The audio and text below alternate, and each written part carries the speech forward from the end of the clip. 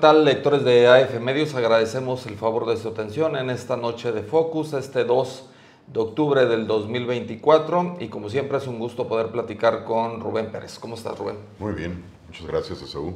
Mucho gusto otra vez. Igualmente, y aquí estamos listos para el nuevo periodo de la historia de México. Sí, pues llegó el día, Rubén, y asumió la presidencia de la República Claudia Sheinbaum Pardo. ¿Cómo viste el protocolo? ¿Cómo viste o analizaste los primeros discursos? El primer discurso de la ahora ya titular del Ejecutivo, Claudia Sheinbaum. Bueno, a mí me gustó mucho que se haya rescatado la figura de Ifigenia Martínez, que es una mujer muy destacada de la historia política del país. Ella estuvo presente en aquel primer gran esfuerzo de democratización del sistema político que fue la corriente democrática, junto con Porfirio Muñoz Ledo y Cuauhtémoc Cárdenas. Y me parece una mujer muy lúcida. Ahorita ya está muy grande, pues, pero de alguna forma me parece que se reivindica un poco su trayectoria con esta integración en el liderazgo legislativo y su participación en la imposición de la banda presidencial. Sí, un poco rendirle homenaje a toda su trayectoria, ¿no? Su trayectoria me pareció muy bien. Y de alguna forma también es un homenaje a las mujeres porque pues hay una mujer que ahorita representó al Poder Legislativo, que es Ifigenia. Hay una mujer al frente del Poder Judicial, la ministra Norma Piña. Y ahora hay una mujer en la Presidencia de la República, lo cual me parece un hecho histórico que los tres poderes estén en manos de mujeres. Creo que es uno de los grandes cambios que ya se esperaban en México.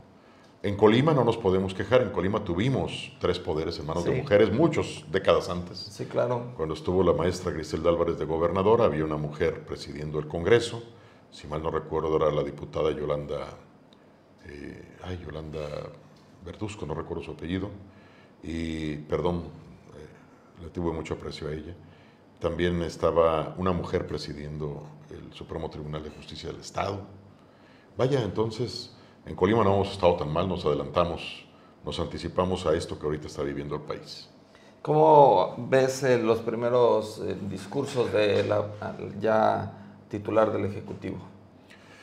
Bueno, a mí me hubiera gustado, como siempre a mí me gustan otras cosas, pero la realidad dice otra cosa, a mí me hubiera gustado un discurso que marcara más una distancia frente a su antecesor inmediato, que afirmara más su propia personalidad hacia el futuro. Pero también creo que eso es pedir mucho. Ningún presidente en su primer mensaje se deslinda totalmente del presidente anterior. De hecho, los presidentes empiezan un tanto débiles, ¿no? Todavía con la sombra del presidente anterior. No ha habido un presidente que marque un rompimiento tajante. De hecho, se sondean mucho las cosas porque saben que, por ejemplo, en el Congreso, la mayor parte de los diputados le deben su cargo al anterior presidente. Entonces saben que no tienen todo el poder consigo.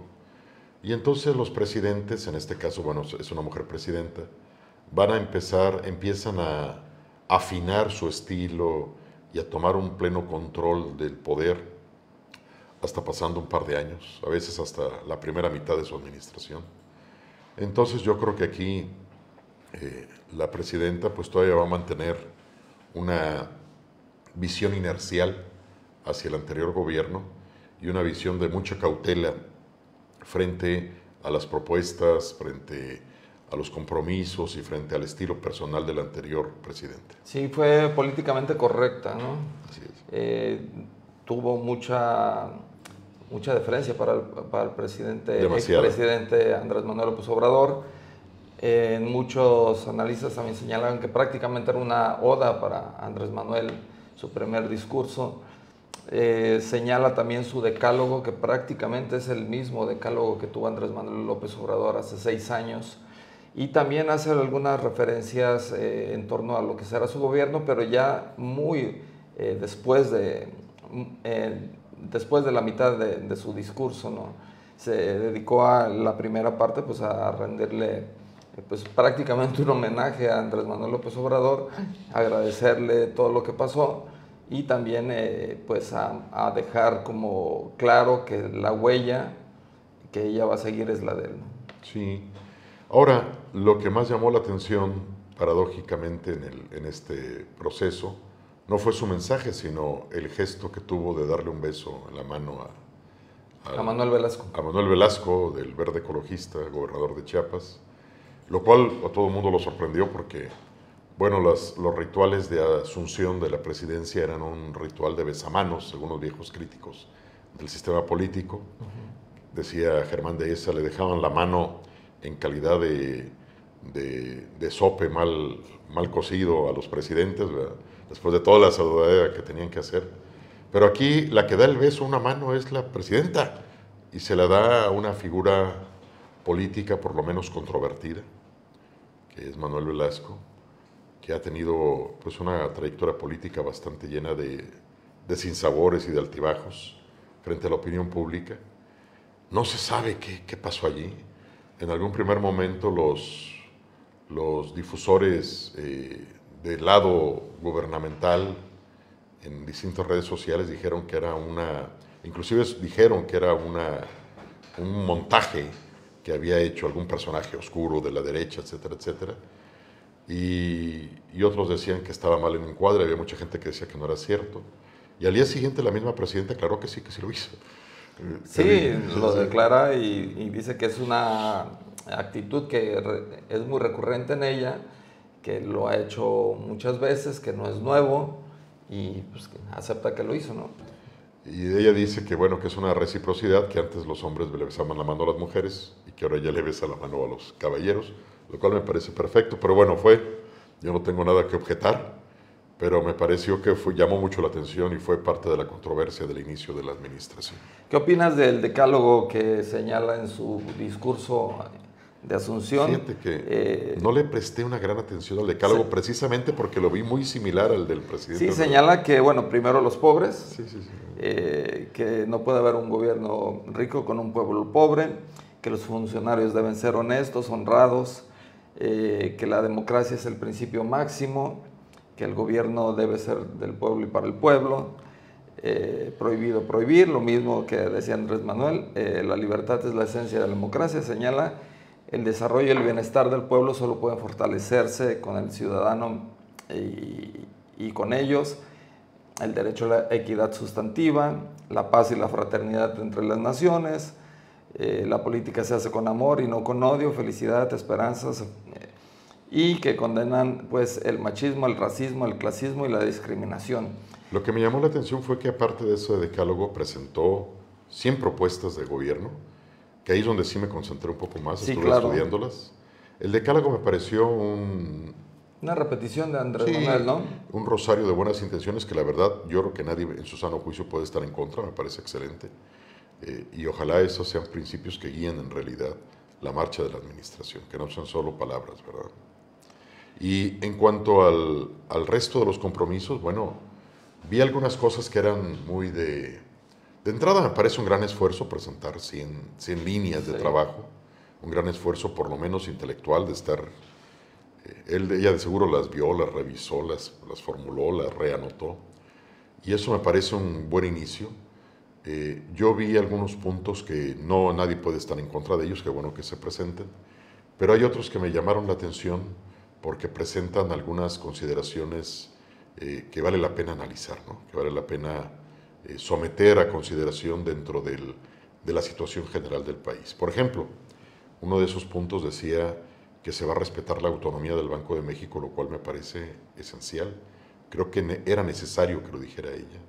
Si vamos a tener una administración en la que el gobierno esté participando directamente en la política económica del Banco de México, pues esto puede ser un desastre. El Banco de México tiene que funcionar con plena autonomía precisamente para regular la inflación en el país y para controlar la política monetaria del país, lo cual es una condición para que el país no se desbarranque económicamente. Sí, también señaló que se va a trabajar con Estados Unidos, con Canadá, para fortalecer la economía, así como en la parte de Latinoamérica y el Caribe buscará fortalecer la parte económica de México, ¿no? Y por ahí otro punto que decía que se va a respetar en política exterior el principio de libre determinación de los pueblos, lo cual es un principio esencial de la política exterior mexicana. Pero aquí es donde empezaron a surgir algunas dudas porque precisamente su toma de posesión inicia con una descalificación de hecho al rey de España. Y eso es no respetar el principio de determinación de los pueblos. Y de hecho todos los corifeos favorables a la administración actual se la pasaron escribiendo críticas muy duras hacia el rey de España, que era una figura decorativa, que no servía para nada, que México era mucho más avanzado que eso. Y eso es precisamente vulnerar el principio de libre determinación. Sí, pero además cuestionan al rey de España, pero invita a un dictador, ¿no? Sí, pues a Maduro, ¿no? No, y invita también al presidente de Cuba, ¿no? Que prácticamente es un dictador. Sí, que han ejercido el poder de una forma Sí, no democrática. y sobre todo contrasta con esto que señalaba en su discurso, que iban a respetar las garantías de las libertades, la de expresión, la de prensa, la de reunión, la de movilización, y precisamente el mismo día de la toma de protesta, granaderos de la Ciudad de México encapsulan a manifestantes del Poder Judicial, ¿no? Sí, y vaya, entendemos por qué se hace. Bueno, el poder pues implica riesgos, hay que controlarlo, pero entonces hay que advertir que el respeto a la libre asociación pues tiene un principio de limítrofe, ¿no? Que es el respeto a la organización de las instituciones, y bueno, y eso nos está diciendo. También me llamó mucho la atención, bueno, muchas cosas me llamaron la atención, pero vi una en especial que me gustó mucho, que era que se iba a plantear la no reelección en general en el país, acatando el principio de la Constitución de 1917, que lo estableció tajantemente porque estaba muy fresco el recuerdo de Francisco I. Madero. Su postulado fundamental era sufragio efectivo, no reelección. Era el gran presidente demócrata y no reelectoral del país. La Constitución de 1917 recupera este legado, que es un legado que se ha ido matizando con los años. Y en los últimos años se comenzó a permitir la reelección de legisladores y también de alcaldes. Primero fue no inmediata, pero después ya fue inmediata, aunque al principio se ha mantenido con el presidente de la República y con los gobernadores. Y este afán de Claudia Sheinbaum, la presidenta, de recuperar el principio de no reelección me parece muy saludable. Creo que le da salud. Sí, lo había señalado en la campaña, ¿no? Que a diputados y a presidentes municipales iba por la eliminación de la reelección, ¿no? Hay una discusión ahí, dicen que bueno, cuando se impide la reelección inmediata, los cuadros mejor preparados ya no tienen continuidad y no vuelven a participar en términos de administración pública municipal o en términos legislativos. Pero en general también es un buen principio la no reelección porque impide precisamente la formación de cuadros que se estanquen, que se queden en el puesto y le da movilidad a las instituciones. A mí de entrada me parece bien, aunque reconozco que es una medida un tanto controvertida en términos de política democrática, ¿verdad? Porque al final de cuentas tú tienes derecho a votar por quien sea, pero me parece una medida muy sana. También me pareció una medida muy sana que estableciera que no se va a permitir, no recuerdo exactamente las palabras como lo dijo, que no se va a permitir que los parientes cercanos releven en un cargo electivo precisamente a un pariente cercano. Y esto nos lleva a recordar que hay muchos funcionarios de gobierno, gobernadores, está el caso de los Murad en Oaxaca, que ha sido gobernador el papá y luego el gobernador el hijo, y luego, o sea, y esto va creando los mismos Yunes en Veracruz, que el papá ha sido gobernador, un hijo presidente municipal de Boca del Río, otro hijo de Veracruz, etcétera, etcétera. Y que ahí están ahorita de senadores y el papá es suplente. Los Monreal. Monreal, en fin. Y me parece muy saludable que se esté tratando de evitar que haya esta visión nepotista de la política. Creo que es algo sano. No debemos permitir que la política se convierta en una especie de corte aristocrática. Bueno, lo hemos visto también en Colima, ¿no? Sí, y yo creo que es muy sano, muy saludable que tratemos de diversificar un poco las alianzas de tipo familiar para que no se concentre en una sola familia el favor político electoral, sino que se diversifique. Me parece saludable. Pero a final de cuentas ocurre lo mismo que con lo que dijimos de la reelección. A final de cuentas, si las personas votan por algo, alguien podrá decir, bueno, es algo democrático. Pero de entrada me parece una buena decisión. Habló del fortalecimiento del Poder Judicial con este nuevo modelo de elección. También... Hay algo que ahí quisiera decir, Esaú, si me permites. Ahí en el caso de la no reelección se atiende el principio esencial de la Constitución de 1917. 17. Pero en el caso del Poder Judicial no.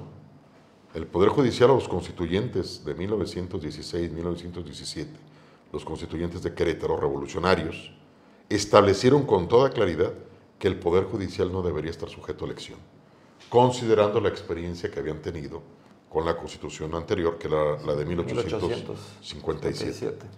Entonces aquí en un principio, en la no reelección, nos atenemos a la letra de la Constitución y al espíritu de la Constitución del 17, y en el caso del Poder Judicial no. En el caso del Poder Judicial se vulnera el principio establecido en la Constitución del 17 y se genera un nuevo principio que todavía está en discusión. Sí, también niega que adherir la Guardia Nacional a la Sedena pues no es militarizar la seguridad pública del país. Sin embargo, también hay que recordar que el 129, que es el que se modifica, es el único artículo que no se había modificado desde la Constitución de 1917 y en la que determina perfectamente los límites del ejército para actuar en tiempos de paz dentro del país, ¿no? Digo, el hecho de que se necesite al ejército para tareas de seguridad pública es una militarización. El hecho de que se ponga al ejército a administrar puertos y administrar aeropuertos es una militarización. O sea, el ejército debe resguardar la soberanía nacional y tiene funciones muy específicas. Si lo metemos en otras tareas, estamos militarizando áreas civiles para llenarlas con efectivos militares. Bueno, y que tenga labores de investigación todavía más, ¿no? Sí, no, eso es militarización. Que será bueno, será malo, desde mi punto de vista no es bueno, no es adecuado. Y además porque ya está participando el ejército desde hace años en tareas de seguridad y no ha habido un cambio relativo real en los índices de delincuencia. De hecho, estamos terminando este sexenio con 199.621. 199.621 homicidios registrados, más la cantidad de desaparecidos, que debe ser también una buena cantidad. Y también otra cifra considerable de homicidios dolosos en grado de tentativa, ¿no? Que son personas que resultaron heridas, que no se murieron, pues. Que no se murieron en el ataque, ¿no? O sea, recibieron balazos ahí, pero no se alcanzaron a morir. Bueno, ya no entran en la contabilidad de muertes violentas. Pero es una cifra impresionante. Y ya teníamos la Guardia Nacional. Y la Guardia Nacional ya estaba participando con efectivos. Creo que los mexicanos tenemos perfectamente claro que las medidas que se han tomado en materia de seguridad hasta este momento no han surtido efecto. El número de homicidios ha incrementado sexenio tras sexenio. Eso es notable, los números están ahí, las cifras son irrefutables y hasta ahorita las medidas que han tomado, las políticas de seguridad que han tomado los diferentes presidentes hasta este momento pues no han funcionado. Eso es una realidad. Podrán decir que el gobierno tiene otros datos, que hubo una disminución en la tendencia, pero el número es mayor al sexenio anterior y al sexenio pasado también. Sí, claro, eso es una marca que históricamente no se le va a poder borrar al presidente Andrés Manuel. Es el gobierno con más muertes violentas, ¿verdad? Y bueno, eso ya quedó para la historia y yo creo que es injustificable. Un amigo mío que es muy partidario del presidente Andrés Manuel, del expresidente ya Andrés Manuel, me decía, bueno, hubo más muertes en la revolución. Y claro, pues sí, hubo muchísimas más muertes también en la guerra mundial y todo eso, pero es otra cosa, ¿no? Aquí estamos en un país que deberíamos intentar que los grandes récords negativos fueran a la baja, no a la alza. Sí, y en términos económicos tiene un reto importante la presidenta, tomando en cuenta que en el sexenio de Andrés Manuel crecimos al 0.8%. ¿Recuerdas que había dicho que íbamos a crecer al 4%, luego al 3%, luego al 2%? Hubo ahí algunos pretextos que puso el presidente. Obviamente se cruzó la pandemia, pero finalmente haciendo un balance crecimos al 0.8%. Sí, es un crecimiento mediocre para el país, económicamente. Es el menor crecimiento que hemos tenido desde Salinas, ¿no? Y esto nos lleva a una deliberación muy cuidadosa. Si hay un escaso crecimiento económico, un crecimiento muy mediocre, ¿cómo vamos a mantener el nivel de inversión social, ¿no? en becas, en apoyos directos, etcétera, etcétera. Creo que necesitamos hacer un esfuerzo porque se equilibre fiscalmente el país y para que la capacidad de gasto del país o de inversión social, como se quiera ver, pues sea correspondiente con la capacidad de ingreso y de crecimiento económico. Porque si no, de alguna manera esto lleva a un desequilibrio que tarde o temprano vamos a pagar todos los mexicanos. Y relacionado con esto que estás diciendo, bueno, anunció 3 nuevos programas: el apoyo bimestral para las mujeres de 60 años y más, todos los niños y niñas que vayan a escuelas públicas, preescolar, primaria y secundaria tendrán beca, que es la beca universal, y que en su momento el ahora expresidente señalaba que las becas iban a solventar con lo que se ahorraran de el INAI, ¿no? También... Lo cual pues no es cierto, ¿no? Pues, también presentó un programa de llevar salud a los adultos mayores hasta su casa. Señala que se consolidará el IMSS Bienestar y la construcción de viviendas para jóvenes a créditos y bajo costo, que es un programa masivo de escrituras. No, y además anunció que todas las medidas de política social implementadas por el presidente Andrés Manuel se van a mantener. Estas son adicionales. Sí, claro. Y bueno, eso implica, yo digo, insisto, nadie puede estar en contra de eso, qué bueno. Bueno, yo sí estoy en contra en que se les dé apoyo económico a los menores de edad que ni estudian ni trabajan, porque bueno, todos lo estamos premiando, porque no estudian. Por no hacer nada, ¿no? Por no hacer nada, ¿verdad? Y creo que eso es estimular el no hacer nada.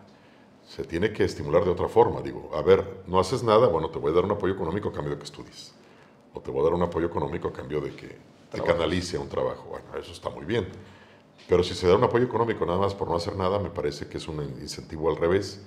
Es como que a tus hijos en la casa les subas Pero es populista, el domingo, ¿no? Es populismo, les subas el domingo porque no hace nada. Oye, ¿qué hiciste esta semana? Nada. Ah, qué bien. En lugar de darte 500 pesos, te voy a dar 1000 para que te los gastes a gusto. Digo, me parece un absurdo. En lugar de ayudar al muchacho, pues lo arruinas, ¿verdad? Digo, si quieres ser un papá barco, pues vas a arruinar a tus hijos tarde o temprano. Si quieres ser un gobierno barco, vas a arruinar a los jóvenes tarde o temprano. Ese es el único en el que no estoy de acuerdo. Pero en todos los demás me parece muy bien. Lo que me preocupa es que el país tenga la capacidad fiscal y económica para darle sustento a este intenso programa social. Sí, anunció también que se duplicarían las obras en términos de ferrocarril. Anunció varias obras e incluso el Tren Maya pues lo van a ampliar hasta Puerto Progreso, señala, ¿no? Bueno, ahí el Tren Maya es toda una incógnita para mí. Yo quisiera ir personalmente para ver si es cierto lo que leo, de que no está funcionando bien, de que está vacío, etcétera, etcétera. Que va a ser un gasto extraordinario muy fuerte en los siguientes años el Tren Maya. Pero me gustaría ir para comprobarlo. Lo que sí es cierto es de que se antoja muy difícil que el Tren Maya pueda en algún momento recuperar la inversión que se le ha hecho tan importante. Y además es una inversión permanente, porque si no está en un constante mantenimiento, pues la selva se lo devora. Sí, y además no está recibiendo el flujo que pensaron, ¿no? Pero bueno, lo que me parece correcto, el Tren Maya lo pongo en duda yo en lo personal, pero lo que me parece correcto es que se impulse al transporte de pasajeros vía ferrocarril, porque en México el ferrocarril, los mexicanos siempre le hemos dado la espalda al ferrocarril, curiosamente. En Europa el ferrocarril sigue siendo un medio de transporte esencial. De hecho, es la gran comunicación con toda Europa, no son las carreteras. Y aquí en México hemos apostado por las carreteras y hemos dejado el tren olvidado. Me parece una inversión interesante que creo que puede ser muy útil para el país. Otro anuncio que hizo que me parece interesante, finalmente ella señala que va a haber transición a la energía limpia. Me parece muy sensato, sobre todo tomando en cuenta su preparación, y ahí sí un poco distante de las políticas que había implementado el expresidente Andrés Manuel López Obrador. Sí, lo de Dos Bocas, ¿no? La adquisición también de otra planta en Estados Unidos. El presidente parecía apostar por las energías de combustible fósil, como es el petróleo, las gasolinas, y ahora la presidenta está anunciando que se va a invertir más en energías alternativas. Ojalá.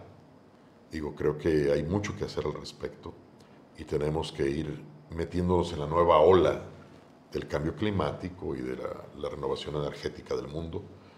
para tratar de bajarle un poco los índices de contaminación mundiales y generar nuevas expectativas para el crecimiento del país, ¿no? Hay una acción que me llamó mucho la atención en su segundo día, hoy. Ya visita Guerrero, ella precisamente va y llega a la base naval y empieza a hacer un recorrido y a tener reuniones para analizar lo que sucedió en Guerrero, algo que el expresidente Andrés Manuel López Obrador no quiso hacer, no lo hizo. Visitó 4 veces en un mes Sinaloa, pero no fue a Guerrero, donde hay un desastre total. Y se espera que en los próximos días también reciban la misma cantidad de agua, ¿no? De lluvia. Sí, me parece un gran acierto de la presidenta, una nueva sensibilidad. Yo todavía no entiendo por qué el presidente nunca quiso ir a Guerrero y fue tantas veces a Sinaloa. Me parece como que no es lógico. Pero bueno, ahorita ya está dando un cambio la presidenta. Ojalá este cambio se traduzca en mejores oportunidades para que los guerrerenses salgan de la terrible situación que están enfrentando en este momento. Es terrible lo que está pasando en Guerrero y sí me parece un acierto de Claudia Sheinbaum acudir personalmente a Guerrero, a analizar, recibir la información de primera mano, y ya anduvo recorriendo en su camioneta, se acercaron los ciudadanos, le entregaron peticiones, reclamos y demás, y los estuvo escuchando. Me parece un acierto en su segundo día de gobierno. Y bueno, es un reto muy fuerte. Va a requerirse una gran inversión en Guerrero para dar respuesta a todos esos planteamientos. Ojalá existan los recursos suficientes para dar esa respuesta. Pues tú recordarás que había un programa llamado Fonden, ¿no? Que en 72 horas estaba listo el Fonden. Ya desapareció, lo desapareció el presidente Andrés Manuel. Y eso implica un factor de debilidad para las entidades. Las entidades, Colima fue muy beneficiario del Fonden. Bueno, fue el JOBA, por ejemplo, y hubo daños terribles en agricultura y en otras cosas. En infraestructura, el Fonden permitió un acceso rápido a recursos que se empezaron a canalizar de inmediato para apoyo al gobierno del Estado y a la población. Vaya, muchas cosas. Con la desaparición del Fonden no quedan recursos, mecanismos que pueden ejercer los gobiernos estatales para acceder a recursos frescos. Todo tiene que depender de la voluntad presidencial. Sí, sobre todo, bueno, Guerrero es un gobierno morenista, esperemos que fluya ahí la coordinación. Y además les llueve sobre mojado, ¿no? Ya habían tenido un episodio así, pero los guerrerenses volvieron a enfrentar ahora un fenómeno de esta naturaleza. Y en días van a tener otro.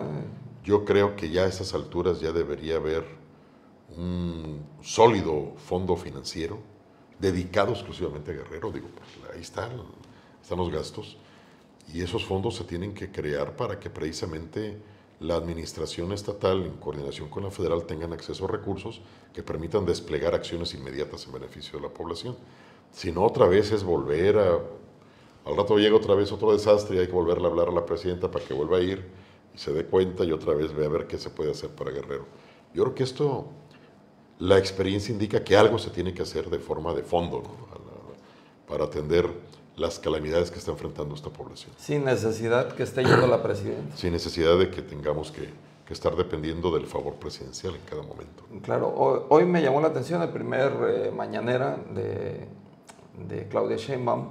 Van a continuar las mañaneras. Se había hablado de que quizá había un esquema distinto, pero no. Empezaron a las 7:30 la primera mañanera de Claudia Sheinbaum. Y me llamó la atención que más de 10 veces hizo referencia a Andrés Manuel López Obrador y lo llamó presidente, ¿no? Como que todavía no... El chip. Sí. Todavía no cambia el chip. Ella es la presidenta, ¿no? Pero bueno, en los siguientes días ya cambiará el chip. Seguramente cambiará el chip. Lo esperamos porque realmente es una gran oportunidad para que ella construya un gobierno que haga la diferencia, que aproveche la solidez en muchos aspectos que le está dejando el presidente anterior, pero que se aventure a generar otras cosas, otras decisiones, otras alternativas, otras variantes que el presidente Andrés Manuel no se atrevió a hacer. Sí, independientemente de que es obvio que va guardar mucho las formas con Andrés Manuel. Yo creo que un gran sector de la población tiene esperanza y guarda la esperanza de que ella empiece a marcar su propio estilo, que se distancie un poco de las formas que tenía Andrés Manuel y quizá empiece a hacer algunas modificaciones en cuanto a las formas dentro del gobierno, ¿no? Ojalá. A mí en lo personal, el esquema de las mañaneras, yo en lo personal creo que no debe haberlo seguido. Es un esquema muy desgastante. Muchos de los grandes problemas que tuvo el presidente Andrés Manuel fueron por muchos errores que expresó en las mañaneras, muchos errores de juicio, muchas descalificaciones, muchos desconocimiento, ataques, enojo y demás, ¿no? Sí, enojos, muchas cosas. Y eso, querámoslo o no, lo fue desgastando mucho frente a la historia, ya no frente a los electores, sino frente a la historia. Y yo creo que tener una presencia tan continua en los medios de comunicación no es algo favorable. Sí, te desgasta y además por estadística pura. O sea, si estás 6 años mínimo te vas a equivocar Mínimo. Muchísimas veces. Yo creo que ella debió plantear un esquema distinto. Quizás un encuentro semanal con los medios de comunicación hubiera sido suficiente. O cuando meritara un tema muy importante, ¿no? Porque me parece desgastante. Además me parece que un presidente, si bien me parece interesante que esté desde las 6 de la mañana en pie revisando las cosas para ver lo que va a decir, eso implica un desgaste y un esfuerzo personal que se debe dirigir a veces a otras cosas. Yo creo que después de un ejercicio de tensión política, como lo es el encuentro con periodistas y con los medios de comunicación en vivo, pues mínimo, hay un desgaste personal, físico, mental, que se debería mejor ahorrar y canalizar hacia otro tipo de decisiones en su momento, ¿no? Pues cuántas veces no se le cuestionó y se le señaló, sobre todo en el último año, que gobernó desde el palacio nada más, ¿no? Sí, claro, precisamente por lo mismo, ¿no? Y me parece que ella debería de plantear una revisión de este caso precisamente para que sus energías gubernamentales estén canalizadas no a responder preguntas, sino a tomar decisiones. Pero bueno, eso es una percepción Pues personal. el historial académico y de preparación es muy distinto al de Andrés Manuel López Obrador. Yo la considero una mujer inteligente, una mujer capaz. Una visión científica. Científica, y me parece que tarde o temprano puede empezar a marcar su estilo, ¿no? Ojalá que se vaya consolidando eso que Daniel Cosío Villegas, en los años 70 ya, del siglo pasado, llamó el estilo personal de gobernar, ¿no? Claro. Que fue uno de los primeros documentos de análisis político que hubo en México. Ese texto, El estilo personal de gobernar, que publicó la editorial aquella que fue muy famosa, Joaquín Mortiz. Y don Daniel fue el que inauguró el análisis político y señaló que los presidentes generan un estilo personal que los sucesores deben tratar de romper, precisamente para afirmar su propia personalidad frente a la historia. Así que bueno, ojalá el estilo personal de Claudia Sheinbaum se vaya consolidando y vaya marcando una diferencia, una distancia frente a su antecesor inmediato, no por malagradecimiento, sino por afirmar su propia personalidad, su propio estilo frente a los mexicanos. Pero también se antoja un poco difícil. Andrés Manuel dejó medio gabinete, colocó al líder de la bancada en el Congreso de la Unión, colocó al presidente del Senado, dejó a la presidenta de Morena, ¿no? De Morena, dejó a la del INE, que es muy afín dejó a su hijo en la Secretaría de Organización de Morena. Y por supuesto que también colocó a secretarios de la Defensa y de Marina y de la Guardia Nacional, ¿no? Pero pues también eso ha ocurrido muchas otras veces en el pasado. Acuérdate que, por ejemplo, el presidente Echeverría fue un presidente que más o menos así tejió su sucesión y colocó a una figura que estaba muy subordinada a él, que era José López Portillo. Y en el primer año José López Portillo tuvo que desembarazarse de él. Hasta lo mandó de embajador a las islas Fiji, allá, Australia, por allá, para que estuviera lo más lejos posible. Y colocó a Jesús Reyes Heroles en gobernación, que había sido antagonista de Luis Echeverría, y empezó a marcar la diferencia. Entonces, queriendo, pues la verdad es que la presidenta electa puede desembarazarse de quien sea. nada más que ella se decida hacerlo. Ahora, tampoco digo yo que tiene que desembarazarse, ¿no? O sea, pues igual a ella no le interesa y con esto, con ese esquema va a gobernar bien, pero sí es muy saludable que ella vaya marcando su propio estilo frente a la historia. Sí. Pues te agradezco mucho, Rubén, Muchas gracias, Saúl. que hayas estado otra vez aquí con nosotros y muy amable. Pues agradecemos mucho el favor de su atención por haber estado con nosotros esta noche de Focus, este 2 de octubre del 2024, a un día de que asumiera la presidencia Claudia Sheinbaum Pardo, y estaremos el próximo miércoles a las 8 de la noche aquí en Focus. Muy buenas noches.